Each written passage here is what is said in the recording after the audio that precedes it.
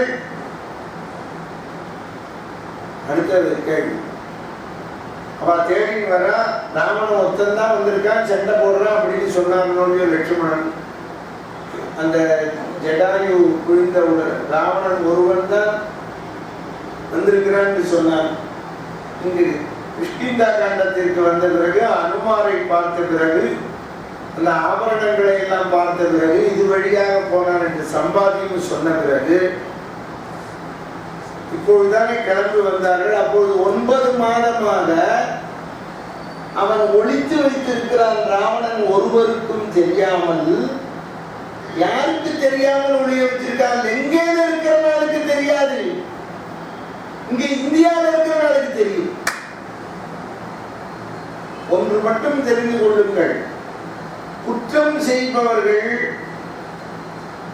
என்ன நினைத்துக் கொண்டிருக்கிறார்கள் என்றால் நாம் செய்வது ஒருவருக்கும் தெரியாது என்று. இந்த பிரபஞ்சத்திலே தெரிந்து கொள்ளுங்கள், பஞ்சபூதத்தால் இயங்கக்கூடிய இந்த பிரபஞ்சத்திலே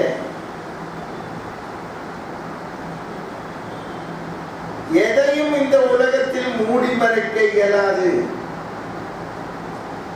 அதைத்தான் நான் வாலி மோட்சத்திலே உங்களுக்கு சொன்னேன், அன்றே விளக்கம் கொடுத்தேன். ராவணன் இங்கு வந்து கடத்தி கொண்டு போனான். எல்லாருக்கும் சரி, தடுக்க முடியாமல் ஒரு கோஷ்டியினர் இருந்தார்கள். எதிர்த்து உயிரை விட்டார் ஜடாயு. எதிர்க்க முடியாமல் இருந்தார்கள்.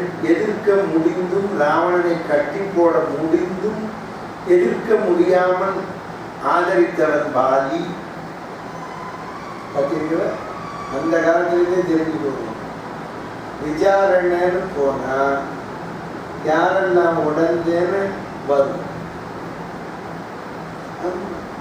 ஒருத்தரோட உடந்தை இல்லாம ஒருத்தர் தப்பு பண்ண முடியாது. இங்கே எங்கேயாவது ஒரு குற்றவாளி பிடிப்பட்டவன் அவன் ஒருவனையும் செய்தான் அப்படின்னு சொல்ல ஆனா சொல்ல முடியும். அவன் ஒருவனே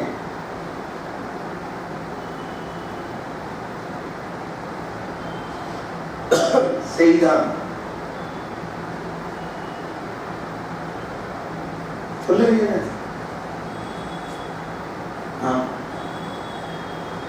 குற்றம் செய்வதற்கும் தர்மம் அழியாமல் தர்மம் தன்னை காத்துக் கொள்வதற்கும் என்ன வித்தியாசம் என்று இப்போது சொல்லுகிறேன்.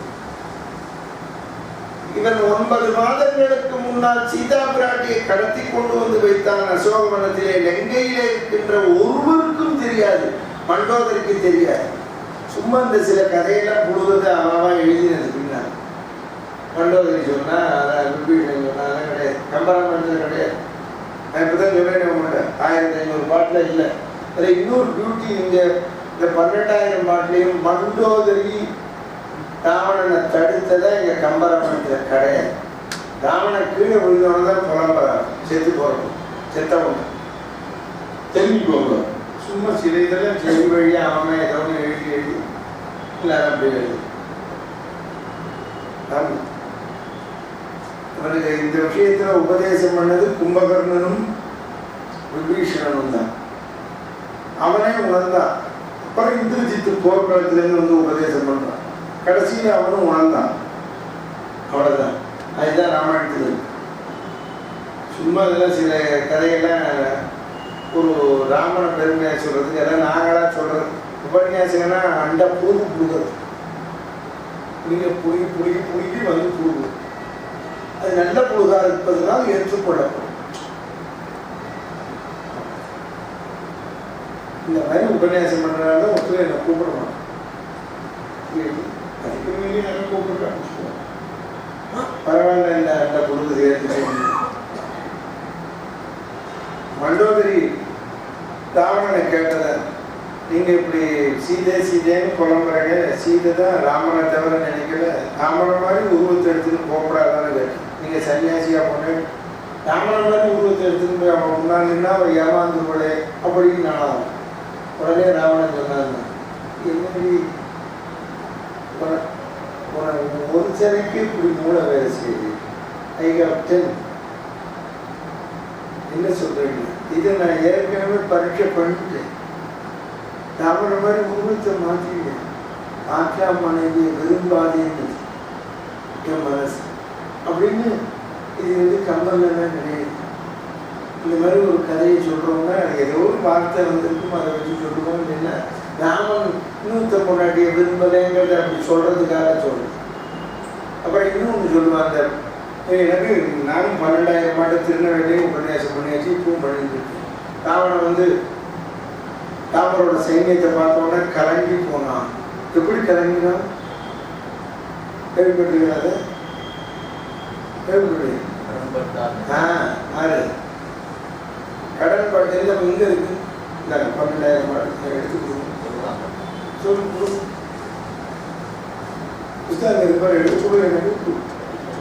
எனக்கு இருக்க கையில பாரு, எடுத்து போயிட்டு வீட்டுக்கு போய் பார்த்துட்டு கொண்டுறியா, ராத்திரி கூட பார்த்துட்டு இப்படியா புழுகு புழுகு வந்து. இனிமேல் நம்ம என்ன கொடுக்கணும்னா கடன் கொடுத்தா நெஞ்சம் போகுது. கடன் புரிஞ்சது எங்க இருக்குது?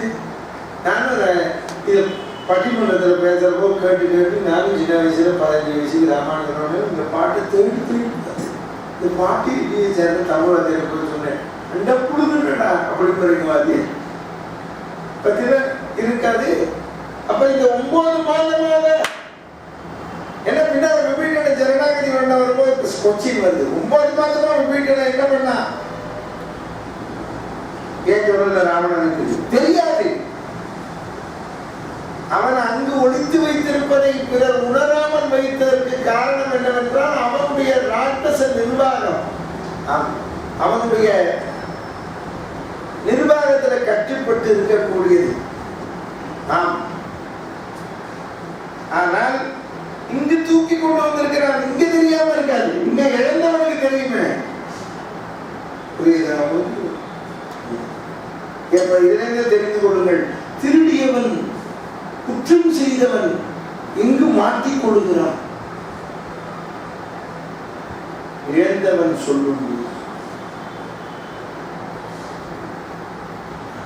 5 லட்சம் ரூபாய் இல்ல ஒரு வீட்டுல 70 பவுன் இரவுல வந்து களவாடி கொண்டு போனான். 70 பவுன் 5 லட்சம் எடுத்து கொண்டு போனான் அப்படின்னு. இந்த 70 பவுனும் 5 லட்சம் இருக்கிறது அந்த வீட்டுல யாருக்காவது தெரியுமா? பக்கத்து வீட்டுக்கு தெரியுமா? தெரியாது. எப்பொழுது தெரிந்தது? களவாடுகிற போது தெரிந்தது.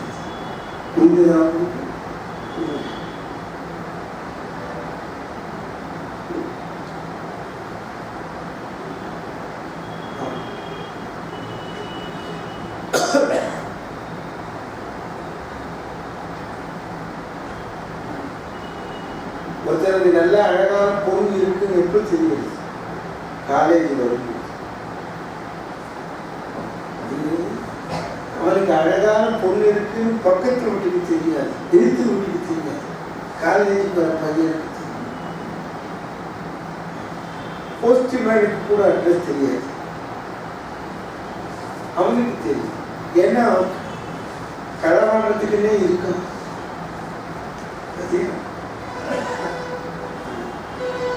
அவன் என்ன சொல்றான்? அப்புறம் லவ் பண்ணி அவன் கல்யாணம் பண்ணி போனவங்க அவன் அழகான். ஏன் ஒன்றும் ஒருத்தனோட போயிட்டான். உங்களுக்கு தெரியாது, தெரியவே தெரியாது அப்படின்னு.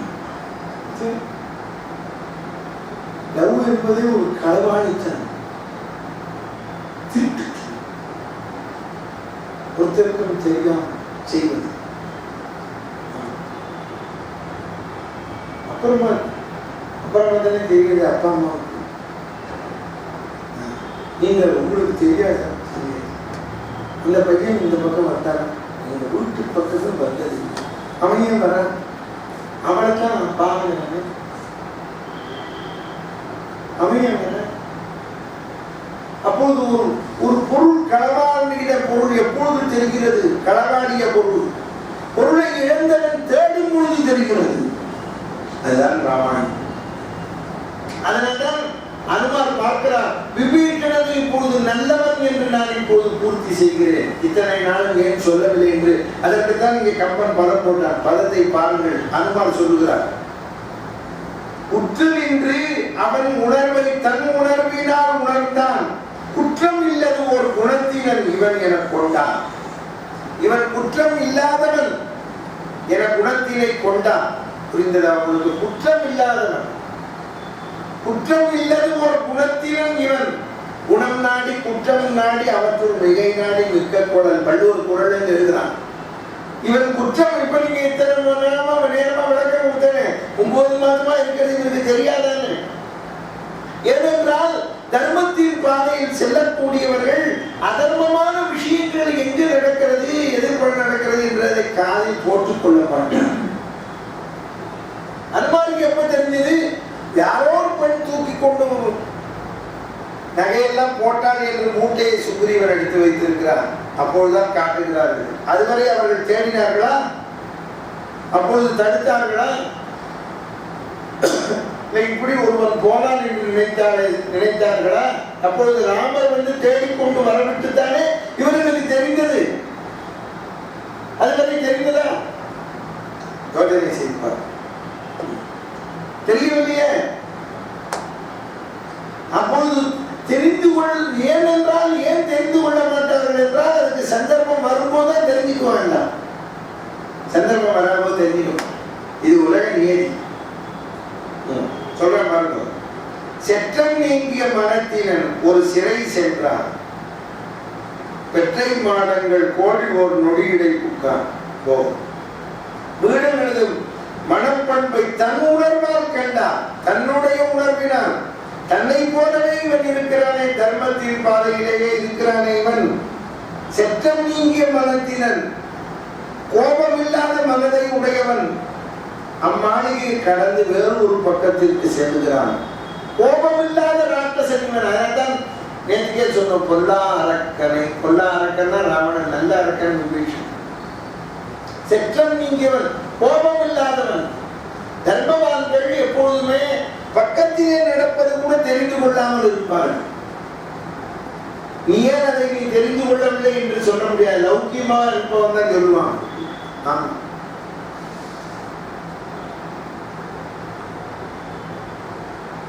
அப்படி வாழணும். வாழ்க்கையினுடைய தத்துவத்தை தெரிந்து கொள்ளும். அதுதான் வாழ்க்கையின் தத்துவம். அது வாழறது கடினமே கிடையாது, சுலபமான விஷயம். கடினமே கிடையாது. நான் 19 வயசுலேருந்து ராமாயணம் சொல்றேன். உத்தியோகத்துக்கு தான் போகும்.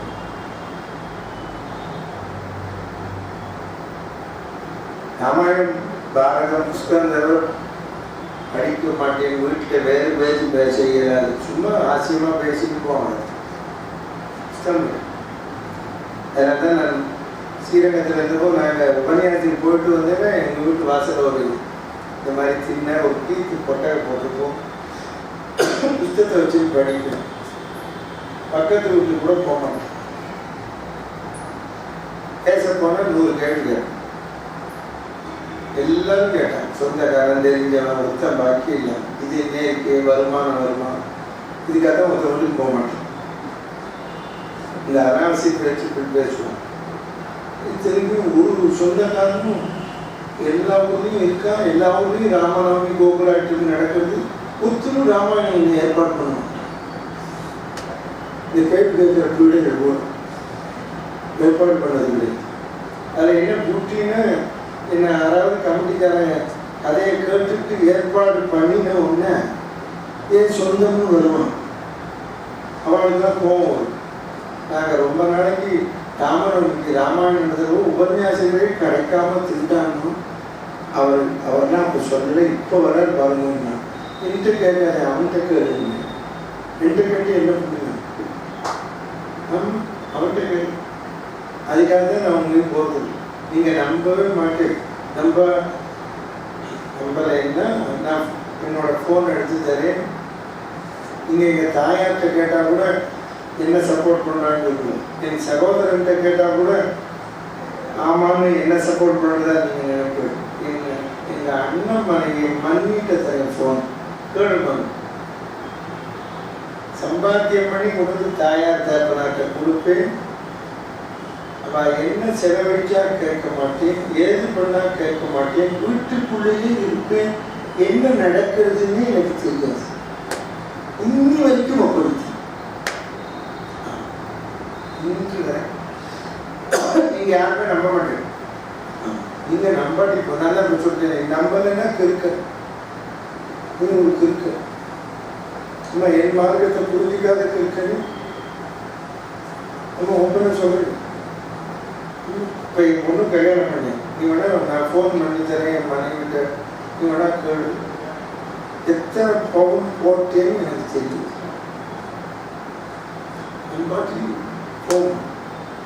என் பொண்ணாட்டி எத்தனை பவுன் போட்டுன்னு வந்தாலும் தெரியாது. என் பொண்ணுக்கு எத்தனை போட்டேன்னு தெரியாது. சம்பாத்தியம் பண்ணது அப்படியே மகளே மனுஷன்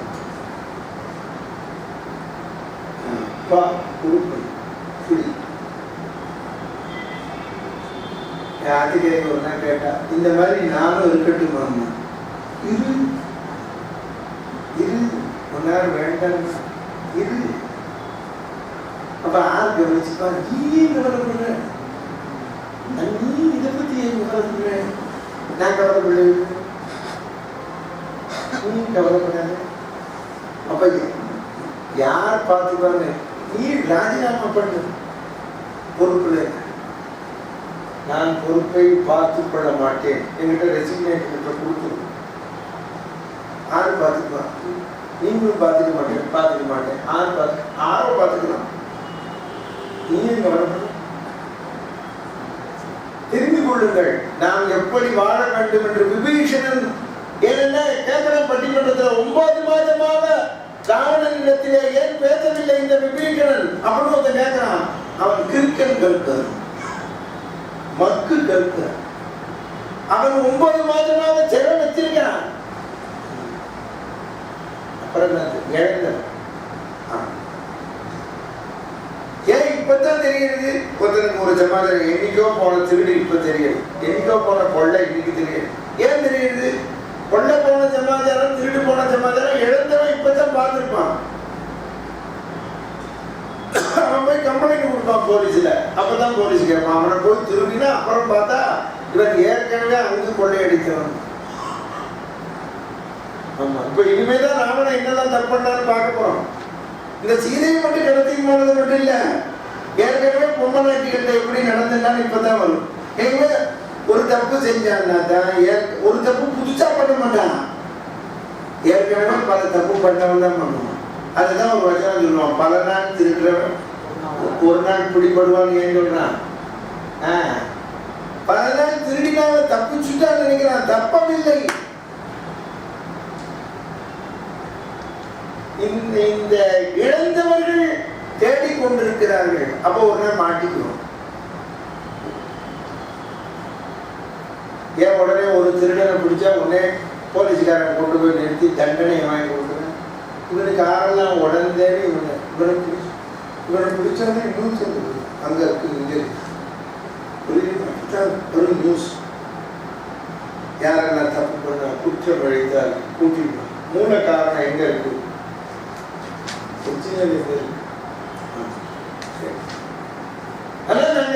நான் இப்படி வீட்டுல இருக்கேனே வெளியில இருக்கேனே எங்கெல்லாம் நடக்கிறதோ நீங்கெல்லாம் வந்து விஷயம் சொல்றேன்னா கேட்டுப்போம். காதாது பதில் சொல்ல மாட்டோம். அதை உபன்யாசத்துல அவுத்து விடுவோம். இப்படிதான் உலகத்தில் நடக்கிறது. ஒரு ஊருக்கு உபன்யாசத்துக்கு போனேன். நல்ல வேலை போச்சு. சஸ்பெண்ட். எங்கிட்ட ஜாதகம் பார்க்க வரான். பேங்க்ல வேலை சஸ்பெண்ட். பெரிய அதிகாரி. அவர் என்கிட்ட ஜாதகம் தான் காட்ட வந்தார். நான் இப்படி பார்த்தேன், நீ என்ன பேங்க்ல எல்ஐசியில அக்கௌண்ட் சம்பந்தமான டிபார்ட்மெண்ட்ல இருக்கா, இப்போ வேலை போயிருக்கா உங்களுக்கு சஸ்பெண்டா? இது என்ன அப்படின்னு எடுத்து எடுப்பதே ஆரம்பிச்சேன். கண்ணை ஜன்னி விட்டேன். ஆமாம், என்ன சஸ்பெண்ட்? நான் ஒன்றுமே பண்ணுவேன், ஒன்றும் பண்ணாமல் சஸ்பெண்ட் பண்ணுவேன். இருக்கணும் அதிகாரி, நீ சொல்வதை நான் நம்ப மாட்டேன். If certain conjoined with whom that person will thief, ஒரு அதிகாரத்தில் திருடலாம், உனக்கு அது இருக்கு, நீ திருட்டுக்க திருடி நீ பேங்கில் நீ எடுத்த தெரியும் அதுதான் திரும்ப இல்லை. நான் சொன்னேன், சொல்லு பரிகாரம் சொல்லு, நீ தப்பிக்கணும் அப்படின்னா பக்கத்தில் இருந்தவங்க நான் முடியாதுங்க நல்லா மாட்டிக்கிட்டாங்க. என்ன தப்பு பண்ண அப்படின்னா பேங்கில் கேஷியர் பணத்தை எட்டப்போ ஆசை வந்து கேஷியருக்கு பணம் எண்ணு குடுந்த உத்தரவு. அது அவங்களுக்கு இல்லை, அவனுக்கு தான்.